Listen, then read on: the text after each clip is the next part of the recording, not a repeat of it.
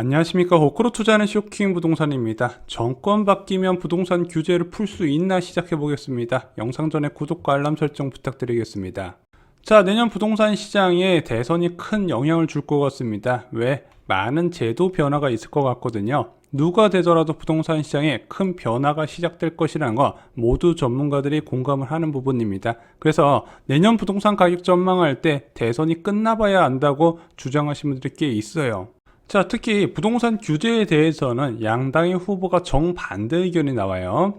일단 공급 확대 정책에 대해서는 거의 얼추 비슷합니다. 각각 250만 호 목표로 해서 각각 자기가 주장하는 주택 공급 유형을 도입한다는 거예요. 자, 그런데 뭐가 다르냐?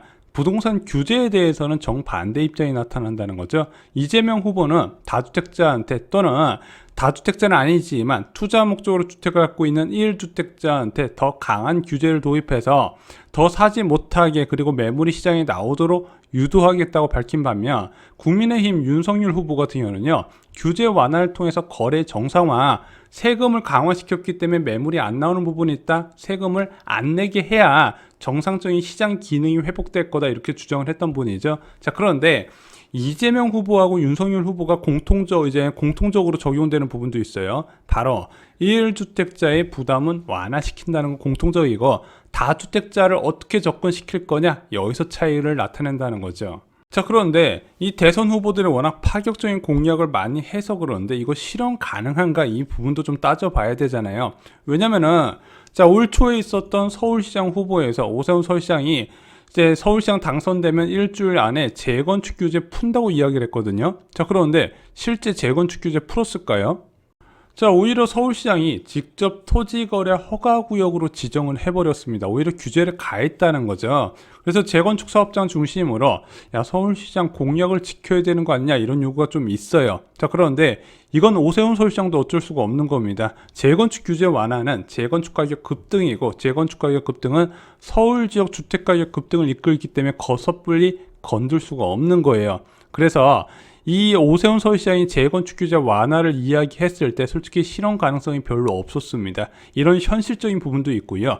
서울시장의 권한도 아니었기 때문이죠. 왜냐면은 재건축 규제는요, 국토부와 국회 관할입니다. 먼저 재건축의 가장 큰 규제 중 하나인 안전진단 기준은요, 솔직히 이거 안 풀리면 재건축 시작도 못 하거든요. 이것도 국토부 권한이죠. 분양가 상한제 적용도 국토부 권한입니다. 재건축 초과임 환수제도 국토부하고 국회에서 관할을 하고 있어요. 서울시장이 당선된다고 이것들을 다 없앨 수 있다? 없다. 그러면은 국토부에서 이것을 풀어줄까? 절대 못 풀어줍니다. 왜? 주택시장 과열되면 국토부에서 책임을 지게 돼 있거든요. 자, 그러면은 이번에 대선 후보들이 밝히는 강력한 공약들, 과연 이것이 진짜 할 수 있는 건지 한번 오늘 평가를 해보겠습니다.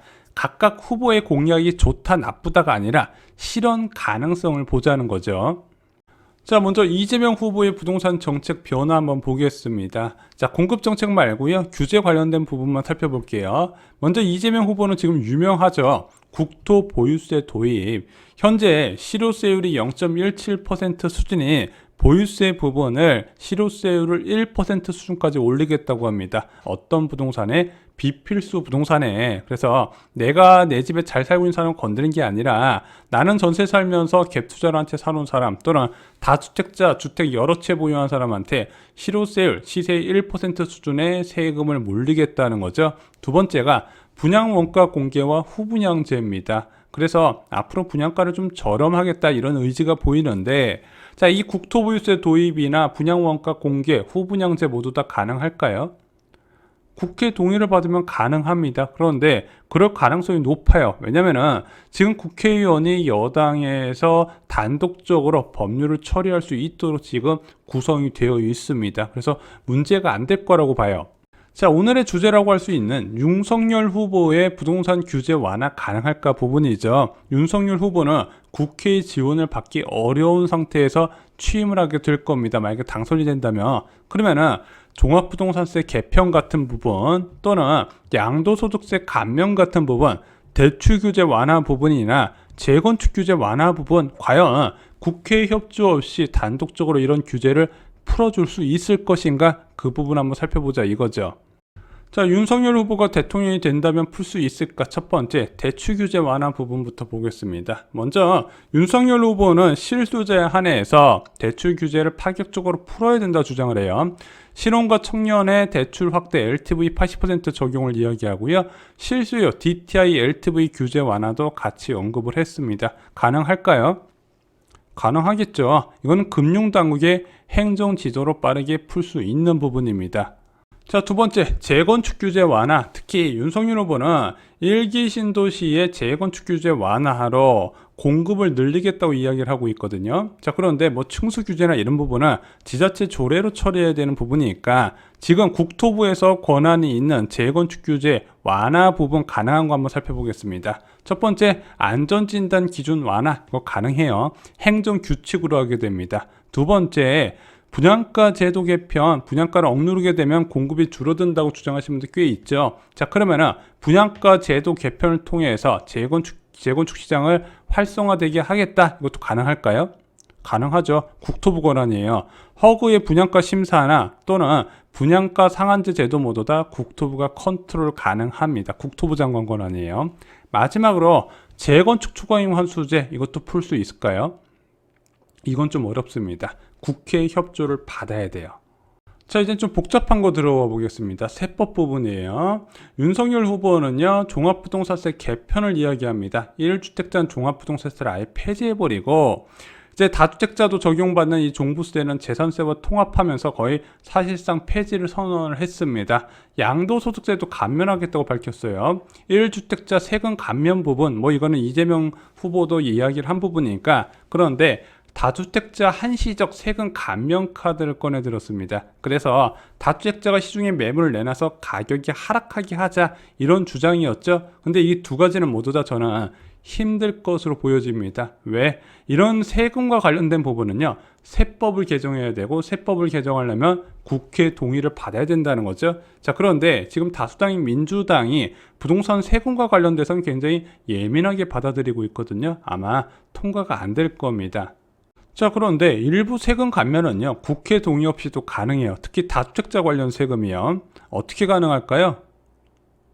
국토부 장관이요, 규제 지역에서 풀어주면 됩니다. 조정 대상 지역이나 투기 과열 지구에 묶여 있는 지역을 풀어주는 거예요. 왜?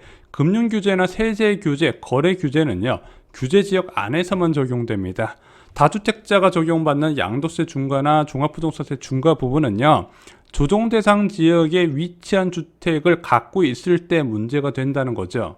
그래서 다주택자한테 양도세를 한시적으로 깎아주고 싶다면요, 그 지역을 한시적으로 비규제 지역으로 풀어주면 가능하다는 거죠. 단 1주택자 세금 감면은요, 세법을 개정해야 된다는 건데, 1주택자 세금 감면은요, 제가 볼 때는 여당의 지금 민주당의 동의를 받는 게 그렇게 어렵지는 않을 것 같습니다. 자, 결론을 말씀드리면요, 두 후보 모두 다 자신의 부동산 공약을 상당 부분 실행에 옮길 수 있는 권한이 있다, 이렇게 정리를 드릴 수 있을 것 같습니다. 문제는 이렇게 실행을 옮길 수 있는 권한이 있는 거하고 실제 실행을 옮길 수 있는 환경이 조성되는 건 좀 다르거든요. 그래서 일반적으로 이런 부동산 규제 완화 부분은요, 주택 가격이 장기적으로 하락했을 때 가능한 부분이다, 이 부분도 같이 말씀을 드립니다.